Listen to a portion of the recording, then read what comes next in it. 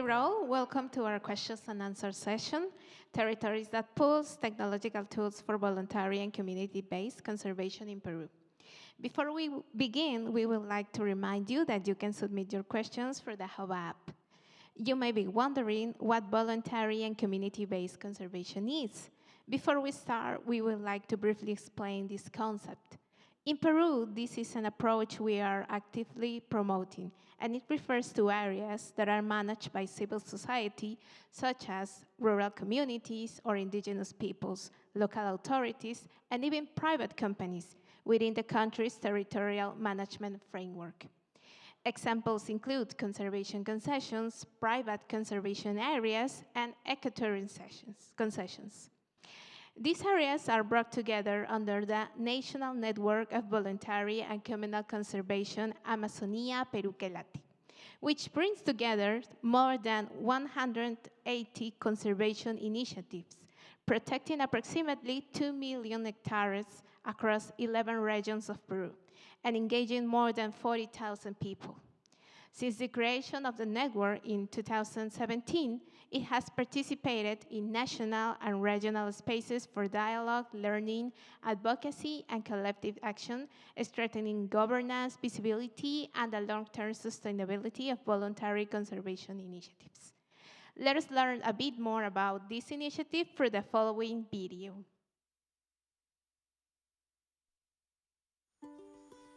La Red Nacional de Conservación Voluntaria y Comunal Amazonía que Late es un colectivo conformado por comunidades locales, pueblos indígenas, asociaciones de productores, rondas campesinas, familias, sociedad civil organizada y gobiernos locales que son titulares de más de 180 iniciativas de conservación en el Perú. Está conformada por áreas de conservación voluntaria y comunal, que son parte de 8 redes de conservación en la Amazonía andina, ubicadas actualmente en 11 regiones del Perú. Amazonía que Late resguarda el patrimonio natural y cultural, promueve economías sostenibles y genera incidencia política y social. Su trabajo le representa al Estado peruano un ahorro de más de 15 millones de soles por año, solo en acciones de control y vigilancia para la reducción de la deforestación y atención a delitos ambientales. Desde hace más de 7 años ha formado una comunidad de miles de mujeres y hombres que dedican su tiempo y esfuerzo para resguardar voluntariamente cerca de 2 millones de hectáreas, demostrando de esta manera su incansable misión de proteger en primera línea la Amazonía andina.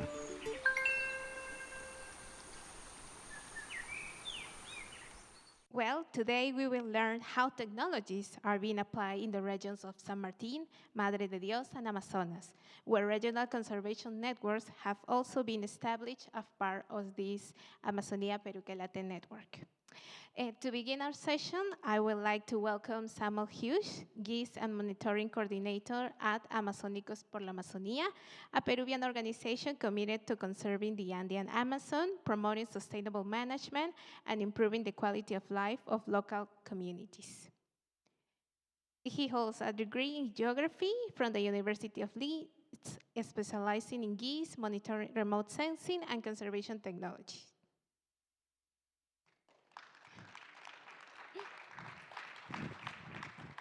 Also, I would like to welcome Tatiana. One second, please. Also, I would like to introduce Tatiana Espinosa, a forest science engineer with a master's degree in tropical forest management and conservation. She's the founder and executive director of Arbio Peru, an organization that has managed a forest in Madre de Dios since 2010 and promote conservation and research in the Amazon ecosystem, engaging civil society and the private sector. Her work has received national and international recognition, including the Honor al Mérito de la Mujer Award, the Carlos Ponce Artífice de la Conservación Award, and the Jane Goodall Hope and Inspiration Ranger Award for her leadership in community-based conservation. And finally,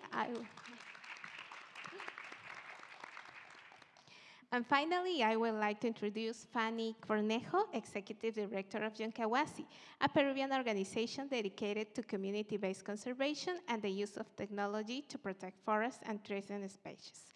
She has led participatory monitoring projects using thermal drones, camera traps, and digital tools to strengthen local capacities and generate scientific evidence. She coordinates partnerships with universities and government institutions such as Boston University and CERNAP to translate data into public policies and management plans. She combines technical expertise with field-based work, promoting technology transfer to community committees. Welcome.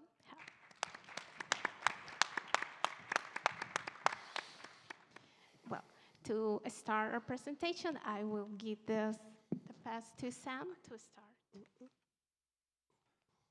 Thank you, Marjorie. Sam Hughes here from Amazónicos por la Amazonía. As a Peruvian NGO and title holders of our very own conservation concession, which is called Alto Guayabamba, located in the San Martin region of the Peruvian Amazon, we protect over 143,000 hectares in our very own conservation concession. But we also offer technical support through our role as technical secretary of the National Amazonia que Late network.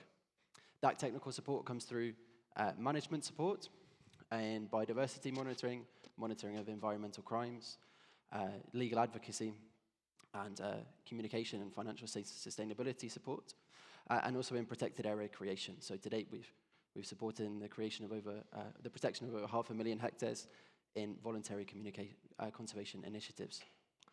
We have a real focus on locally led decision making, backing up local and traditional knowledge with technological tools, and using those technological tools if and when they serve communities' wider territorial goals.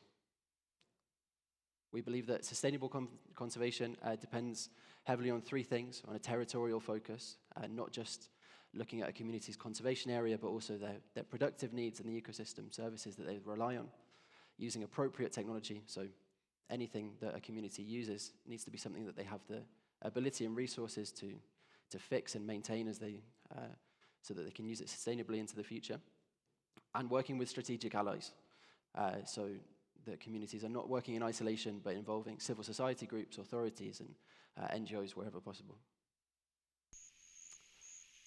So here's an example of our work. We like to use participatory biodiversity monitoring as a way to put voluntary conservation on the map. So often putting the data from our 15 studies led in the last 2 years to use in the justification of new protected area creation, or even to environmental education or communicational tools. So here's an example of a study that we carried out last year in the Los Otorongos conservation concession, which is in the buffer zone of the Riawaseo National Park. So we work closely with the local community, with CERNAN, the Peruvian National Park Service, and our funders, the IUCN SOS Fund, to lead a camera trapping study focused on the Amazonian tapir, but also registering the jaguar that you can see on your screen, pumas, and a whole bunch of other iconic species that we used to create a local environmental education strategy that was used by the local community to socialize these results with their allies and partners. And moving on to financial sustainability, we like to use technology to add value to products that communities are already producing, and surveillance and control using here mostly tools and data from Global Forest Watch to back up local knowledge about deforestation trends and help to empower local community monitors to not just detect environmental crimes, but also take those results to local authorities, report illegal activities, and use satellite analysis and drone surveys to give results.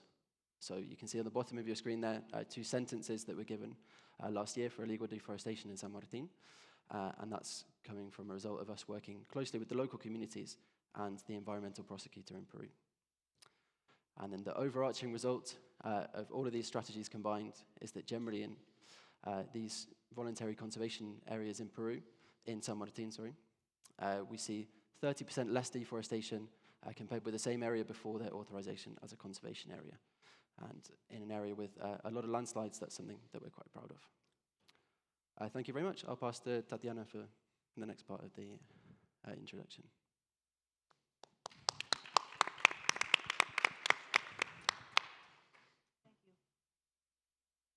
Thank you. I prefer to speak in Spanish, sorry for that. So you can use the translator tool.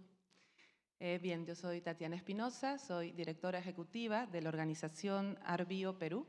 Nosotros trabajamos en la Amazonía peruana, en la región de Madre de Dios, una región con altos niveles de diversidad biológica, pero que enfrenta graves amenazas en su territorio. Ahora lo que voy a hablar es de cómo nosotros estamos utilizando tecnología, en este caso tecnología de LiDAR, para poder dar visibilidad a los grandes árboles del bosque amazónico, que les llamamos árboles madre del bosque. Bien, nosotros gestionamos 1.000 hectáreas, casi 1.000 hectáreas de bosque amazónico. Es un bosque maduro en donde aún sobreviven árboles muy longevos, muy viejos y muy grandes, a los cuales les llamamos los árboles madre. Estos árboles son irreemplazables. Han vivido siglos, incluso en nuestro bosque existen árboles que tienen más de 1.000 años de edad. Y paradójicamente son también estos árboles los más buscados por la industria maderera debido a su alto valor comercial maderable. Son árboles que crecen muy lento, tienen una tasa de crecimiento muy lenta. Para llegar a 1 metro de diámetro demoran casi 700 años. Estamos hablando de los árboles del género Dipteryx o Chihuahuaco. En Brasil le llaman cumarú, también se le conoce como ironwood debido a la dureza de su madera. Y al mismo tiempo son árboles emergentes, ¿no? Es decir, van por encima de la copa de los demás árboles, son muy altos. Entonces, en el marco de ALERT, ¿sí?, estamos utilizando esta tecnología LiDAR para poder escanearlos y estudiarlos. Nosotros en campo ya llevamos más de 15 años trabajando en el bosque, realizando censos de grandes árboles. Y lo hacemos mediante exploración directa en el bosque, utilizando herramientas no muy tecnológicas, ¿no? O sea, binoculares, ipsómetro láser, cintas. Entonces, lo que estamos haciendo ahora con LiDAR obviamente no reemplaza el trabajo que realizamos, pero sí va a complementar el trabajo que hacemos, ya que nos permite capturar toda esta estructura, ¿no?, de la copa y también de la vegetación alrededor. Algo que no es posible hacer desde campo, ya que, como les cuento, son árboles emergentes y uno está debajo y es casi imposible visualizar toda la estructura del árbol y de la copa de estos gigantes. No, este es el anterior, ¿no? Ahí está. Bien, esto es posible gracias a una alianza estratégica entre Arbio, quienes estamos directamente en el territorio, y el Royal Botanical Garden de Kew. Entonces, hemos tenido una muy linda expedición el año pasado, donde ya han llevado los equipos necesarios para realizar este escaneo. Bueno, ellos cuentan con todos los equipos y la capacidad, ¿no?, científica y de análisis. Ya hemos escaneado 3 especies de grandes árboles, entre ellos el chihuahuaco, como les mencionaba, que es el Dipteryx férrea, también el Brosimum alicastrum, le llamamos manchinga, es una morácea muy, muy grande y también se utiliza a nivel maderable, y un ficus que es también muy grande, que tenemos ahí en el bosque, en este caso es un Ficus gomeleira. Lo que queremos es visibilizar a estos gigantes en su real dimensión, ¿no? Como les digo, lo cual es difícil hacerlo desde campo. Si se puede ver, hay una lineecita verde ahí en el... Esto es más o menos 3 metros, ¿sí? O sea, más grande que una persona. Este árbol, en este caso, tiene 53 metros de altura. Para tener una idea, es del tamaño de un edificio de 15 pisos. Y estos árboles no son cosas aisladas, ¿no? Son realmente nodos que están sosteniendo gran parte de la diversidad del ecosistema y al mismo tiempo de la resiliencia del bosque. Otra vez. Ahí está. Bien, este es un primer alcance, ¿no? Una imagen tridimensional, un video 3D de uno de estos árboles de Chihuahuaco.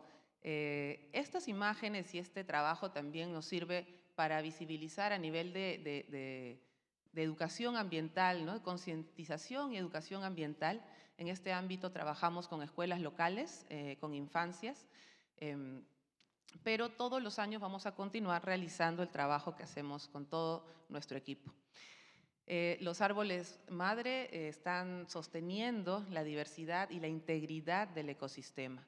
Lo que queremos es darle un valor diferenciado, pasar del alto valor comercial al alto valor ecológico, ¿no? Y demostrar que tienen mucho más valor a nivel ecológico y social que valor económico solo por su madera. Entonces, estas tecnologías nos permiten hacer eso, nos permite visibilizarlo también en toda su estructura, desde los 0 metros, ¿no? Hasta los 50 metros, en toda esta gradiente, toda la estructura que tienen también para albergar epífitas, plantas trepadoras, entre otros, a nivel también de anidación, de refugio, de fauna silvestre y todos estos componentes. Entonces, creemos que con esta tecnología vamos a poder visibilizar aún mejor las funciones que tienen los árboles madre en el bosque y poder darles un valor distinto para poder seguir cuidándolos. Para ello, lo que hemos hecho también en Arbio es todo este trabajo que se realiza, poder pasarlo a una plataforma de conservación de árboles y también de conservación de hectáreas. De esa manera, nosotros vinculamos tanto a personas como al sector privado directamente con la conservación del bosque. Entonces, la sostenibilidad de esta iniciativa se basa en eso, ¿no? En darle en cambiar la forma como asignamos valor a los árboles. Bueno, ahí lo dejo. Cualquier consulta, estamos a la orden. Thank you, Tatiana. Now let's hear Yuncawasi's experience. Hello, hello, can you hear me well? Yes. Hi, everyone. My name is Fanny Cornejo. I am the Executive Director of Yuncawasi. So, Yuncawasi is a Peruvian-based nonprofit. We work on the territory with the aim of protecting the environment, but also of improving the social and economic conditions of the communities that we work with. So today I'm going to share with you a specific example of how we partner and how we elevate local communities and our local partners to be able to achieve these goals. So we're going to be focusing in this territory in the northern of Peru. This is the Tropical Andes Biodiversity Hotspot. This is within a KBA that has record numbers of endemic species of birds, and in particular has this beautiful monkey that you can see on the screen. For the guys that do not have the pleasure of knowing who this guy is, this is the yellow-tailed woolly monkey. So, you know, China has the giant panda. Peru has the yellow-tailed woolly monkey. It's the largest vertebrate that is endemic of our country that is found only in the cloud forests of northern and central Peru. And the Tropical Andes Biodiversity Hotspot is one of the spaces that has the highest amount of threats. So deforestation is happening there every day. And also, a key point to remember about Peru is that around 2/3 of the territory of Peru belongs to communities, either campesina communities or indigenous communities. So that means is that we want to work on conservation, we need to work with our partners that are on the ground. And we need to be able to find ways that can be sustainable, where the owners of the territory can work towards the conservation of these fantastic spaces. But, of course, that this conservation is also going to be providing some improvement in quality of life and in different socio-economic development scores. So this specific example that I want to share with you, we work with 3 different community-owned and community-managed protected areas. These belong to these communities where men and women are the owners of the territory. These areas were created between a partnership of them and other organizations such as Yuncawasi. And through these actions, the area has legal recognition right now. However, the gap between, or the bridge, the huge bridge that we have between a person from a community that, of course, values their territory that belongs to themselves with what can be achieved in terms of getting information that can inform management. That is a very large gap. So what we started doing as one of the components, and again, this is one of the components, we also work with socioeconomic development, communications, education, and policies, but I want to focus here on the participatory scientific processes that we develop with them. So we formed here since 2022 3 different monitoring committees. In these communities, the people were provided the training and the tools to be able to get information and understanding not only of what is within their territory, but what is the meaning behind the changes that they could find. So in this process, in the last year, the people walk around 400 kilometers through transect lines, the classic sort of things that usually is done to be able to identify different threats that were in the spaces, and also to obtain information of biodiversity, focusing, of course, in the beautiful yellow-tailed woolly monkey, but also in the different biodiversity that can be found in this area. Through this process, around over 20 people have been trained in monitoring these different species using the regular tools that we all know and have been using, like GPSs, camera traps, but also starting to use different things such as sound recorders or such as drones or drones with thermal sensors. In this way, through these trainings at the beginning, of course, it was mostly men, because unfortunately that is still the society that we live in. So women were not seen as the people, local women were not seen as the people that should be doing this sort of processes. But wonderfully enough, since 2022 to 2025, we were able to incorporate more women into this role. Some of them that for the very first time were going into the forest. So 35% of the people that were eventually trained and having carrying this sort of monitoring are women. Through this work, we have been able to identify 29 different groups of yellow-tailed woolly monkey in these spaces. And people have been able to work in these different approaches to be able to get this sort of information. Specifically, not only getting this broad threats data, but also the information about the specific species and what is happening there.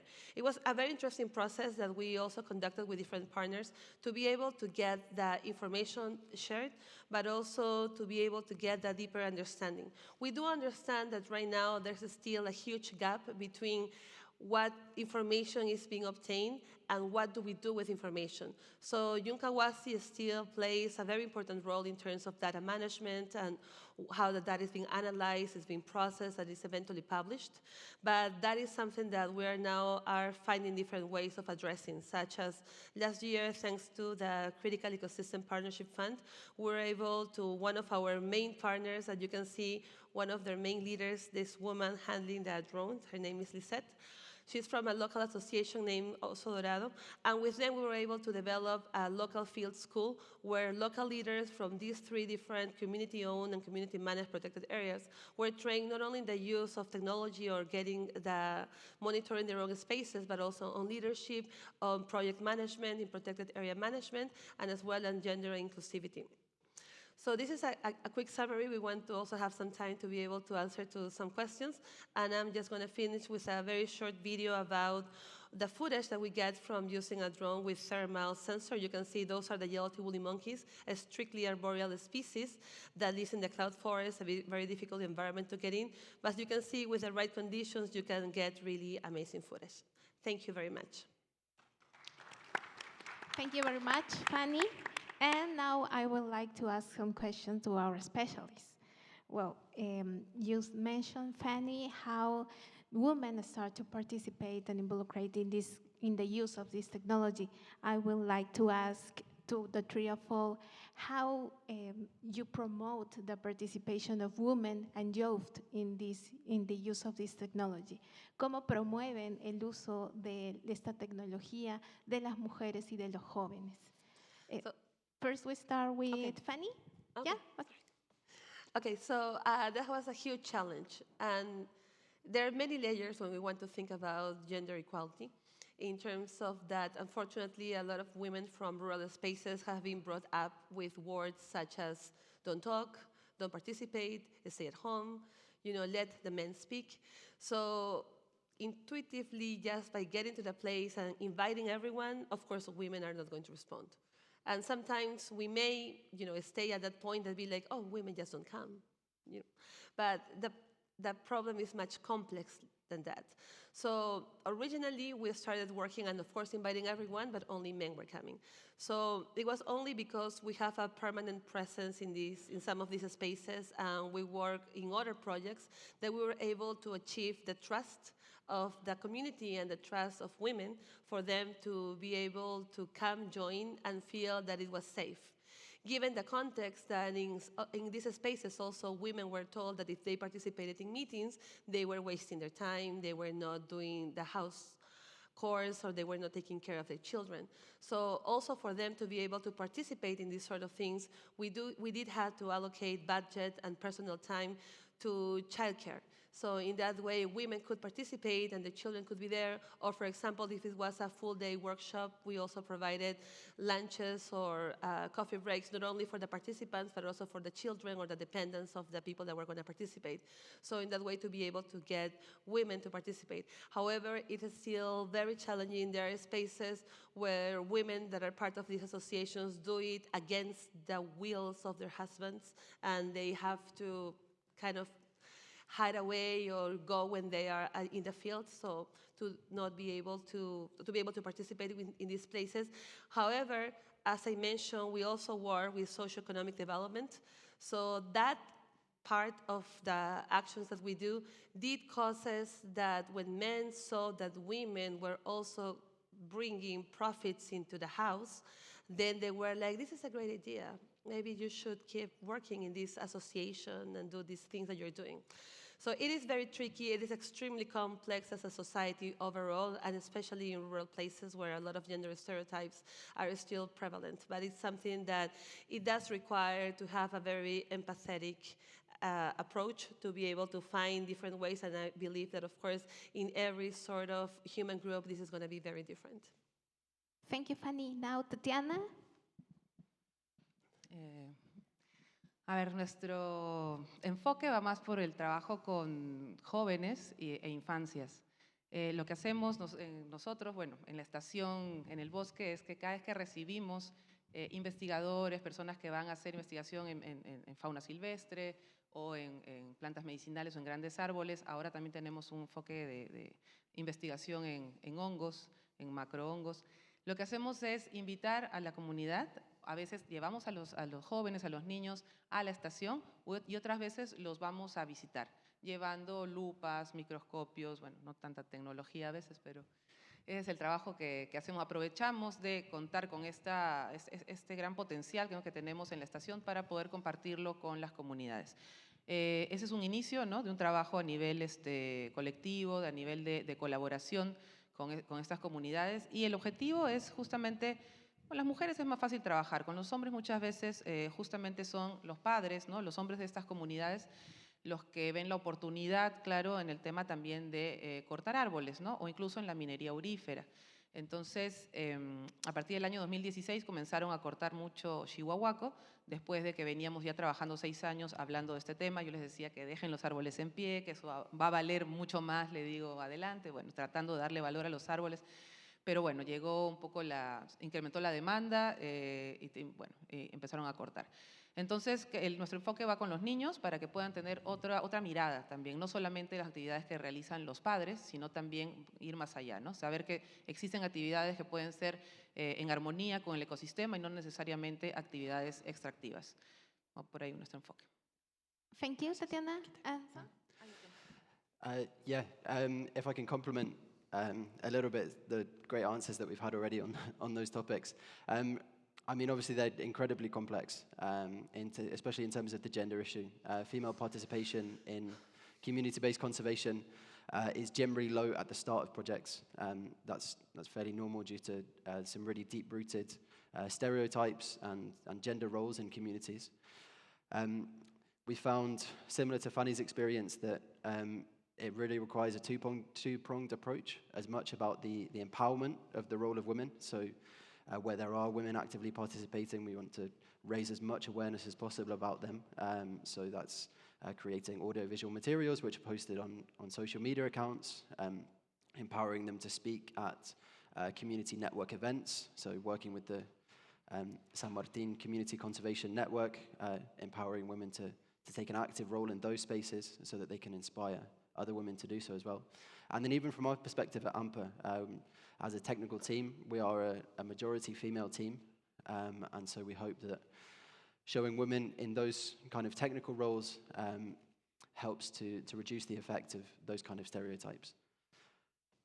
And then talking about youth participation as well, working in rural communities, it's really complex because there's a lot of youth migration to the cities. Very many young people finish their schooling and they understandably want to go and study at university. They want to look for jobs in the city. So again, we're not trying to fight that. We understand that that's completely normal. What we want to do is show that there are opportunities within conservation as well. So using the technological tools that we implement in conservation areas, we want to train young people in using camera traps, using drones, using GPS, and introduce them to the kind of opportunities that are available from that. So, for example, in the Los Autorongos conservation concession that we were just talking about, that's in the buffer zone of the Rio Baseo National Park, and there's an opportunity there for young people to participate in the volunteer park ranger scheme as part of that. And then, on the other hand, with surveillance and control, there are now young people from the San Martin Conservation Network, which are working for the environmental prosecutor in Peru as technical support and drone pilots. And so that's a little bit how we tackle those two problems. Well, thank you very much to our three specialists. Before we close, we would like to let you know that we have some materials available at the back of the room for you to pick up and learn more about our work. Thank you very much.